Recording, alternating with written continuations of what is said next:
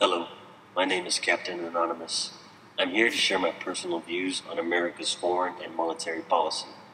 I wish I didn't have to hide my face, but military code prohibits us from speaking our mind directly to media outlets without going through our public affairs department first. I do not represent military opinion as a whole. However, I feel it's my patriotic duty to try and open people's minds without being censored by a government agency.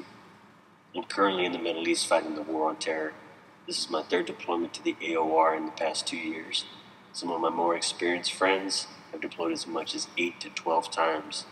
On average, an American troop has gone about 6 months per year. This pace hasn't stopped since 2001.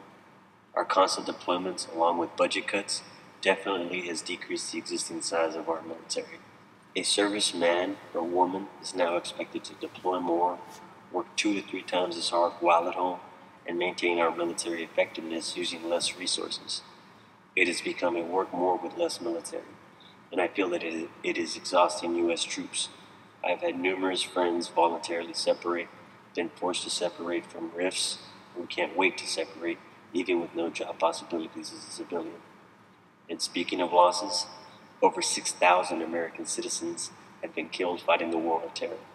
Over 50,000 more have been wounded, and the constant deployments away from our families have caused high divorce rates and has led to an ever-growing number of military suicides. But I don't want to complain. I believe in America because it's supposed to represent freedom, but I'm going to use my freedom of speech right now. We don't need to be here anymore. It's draining our economy of money and killing American soldiers needlessly. If we were to stop this war right now, we would have no less risk of being attacked by terrorists. In fact, we would be attacked much less. The military was made to provide for the common defense, not nation building. Congress never voted to declare this campaign to be a war in the first place, as they did during World War I and II. So we are really out here unconstitutionally for a campaign on terror. The drawdown of Iraq is a front and political move by Obama. Yes, we are turning the country over to the Iraqis, but we are still deploying exactly the same as before, just to different locations in the Middle East. Now there are talks about us going to war with Iran because of the possibility of them creating a nuclear weapon. Really? A nation that can't even refine its own oil into gasoline is going to somehow create a nuke and attack us? They don't even have a bomber, an ICBM, or uranium. Even if they were to deploy a nuke on us, we have the defenses in place to prevent that strike. And even if they miraculously did set off a nuke in the U.S., then we would easily blow up their entire country with the push of a button. There is no incentive for anyone to go to nuclear war with the U.S. We can blow up the earth 7 times over if we wanted. I feel like the media and politicians, probably powerful corporations because they paid both of those guys off, try to constantly keep America in a state of fear over terrorism. More than likely for profiteering reasons. But realize this, terrorism is a tactic. You can't declare war against a tactic. You have to declare war on an entity or group of people that we can fight. Terrorism can come from anywhere. It can come from an American just as easily as it can come from an Islamic extremist. There is no way to ever end terrorist attacks. It's part of human nature because extremists will always exist. We should have gone to war with just the Taliban or Al-Qaeda, not terrorism. That's like going to war with drugs. Oh, by the way, I was in that war also. Yeah, it's still going on. But has that war stopped drug use? No. And that war has been around since the early 1970s. Are we going to do the same thing with terrorism? Do people realize they are less likely to die from a terrorist attack than from a lightning strike? Maybe we should have gone to war with lightning instead. We'd probably be more successful. The only reason Americans are dying from terrorism is because we are over here where they can get to us. Listen, I remember 9/11, and I believe going to war with Al-Qaeda was right. But there is a bigger threat to America now than terrorism ever could be. Our new enemy, or should I say our rapidly strengthening enemy, is national debt. The debt has never in history been this severe. There is one simple truth. The greatest civilizations in history have rarely lost their strength because of war. The Romans, the Mongols, the French, the Germans. War didn't stop these empires, their economies did. Without money, a nation has no power, unless that nation's money means something to the rest of the world. Terrorism is a paper cut compared to what our nation will undergo if we do not fix our monetary policy. Why don't we review Osama bin Laden's strategy to attack us in the first place? His strategic plan, after drawing us into war, was not to confront our military might. He planned to hide his forces. From there, insurgent cells would sporadically attack us and live much longer. He wanted us to have a long, drawn-out war that would eventually bankrupt us. That would be the only way he could ever defeat America, by crippling our economy. He used this same strategy against the Soviet Union during the Cold War, and it worked. Has he succeeded with America? I think even after his death, he is on the verge of it. We have more than 15 trillion in national debt, more than any other country in the world. Our annual deficit has exceeded our GDP for the first time in history, yet we are still fighting a $1 trillion per year war.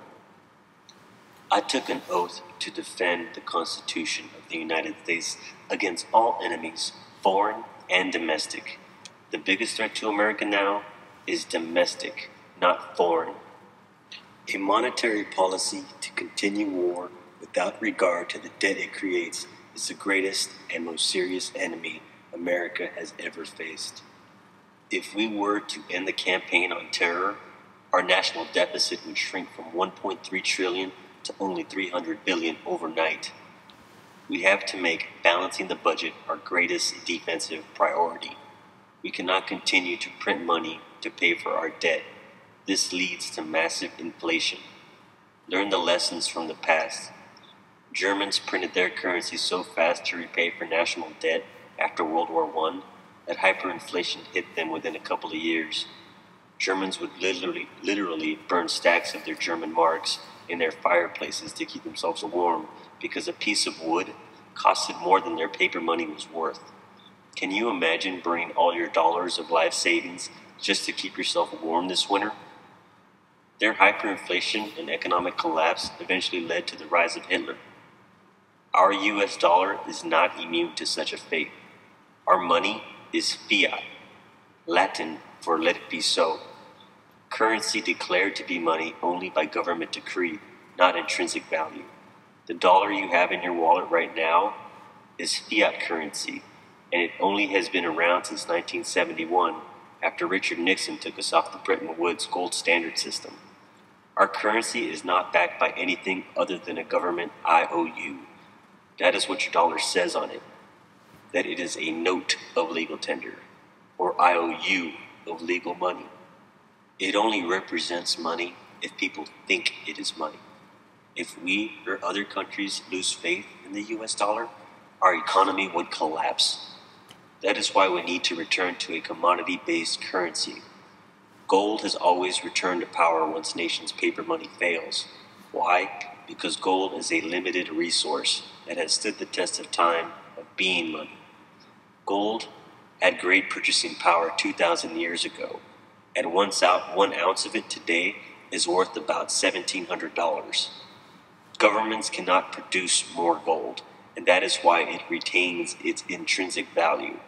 Milk, bread, gas, all will cost more and more dollars in the future because we cannot control government's ability to print more money, which causes inflation. That's why governments hate gold, because they cannot abuse it like they do the US dollar. The USA was on a gold standard before, meaning I could go to a bank, turn in my dollar, and redeem actual gold. That is why after World War II, the world used the US dollar as the world reserve currency, because it was as good as gold. We departed from that in 1971 when we started this fiat currency experiment. The average age of a civilization's ability to maintain a fiat currency before their economy collapses is 40 years. That fact has been proven countless times throughout history. Fiat currency is destined to fail. Look at what it has done to our nation so far. Our debt was only $400 billion in 1971, and now we have over 15 trillion. The price of gas in 1971 was only 36 cents per gallon. If we do not return to sound money backed by gold or silver or something with intrinsic value, then we are on the fast track to hyperinflation, just like the Germans after World War I. We have to stop our central government from continuing to print more money to pay for our never-ending debt. The military has taught me never to complain about a problem unless you have a way to fix it. I believe there is a way to fix this madness, and the answer starts first with the right leader. And I'm here to tell you that there is such a person, and he is running for president right now. He has been in office promoting this philosophy for more years than I have been alive. He is a man of integrity who has not been corrupted by lobbyists or special interest corporations. He wants to end the war on terror and bring long-awaited peace to our nation. He believes in sound money and holding accountable organizations like the Federal Reserve. He has received more individual campaign contributions from military members like myself than all other GOP candidates combined. Why? Because not only is he the only one of them to have served in the military, but he, like us, sees the truth, that this war is a waste of our resources and lives, and he is the only person with the knowledge, courage, and principle to stand for what is right and end this war. He believes in a strong national defense, but not preemptive wars or nation building. He has stood by the Constitution time and time again and has taken his oath of office more seriously than any other politician in Washington. He is the champion of individual liberty, wants to decrease the size of central government and its countless organizations, and bring that power back to the citizen and the states.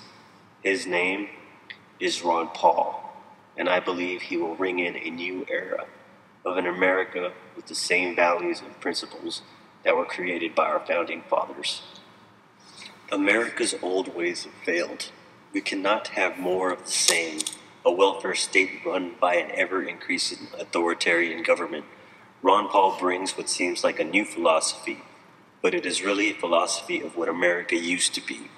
He will slash $1 trillion in spending his first year in office by ending the war on terror, along with wasteful government spending, and has promised to balance the budget within 3 years. A vote for Ron Paul is a vote for freedom, liberty, and a strong United States.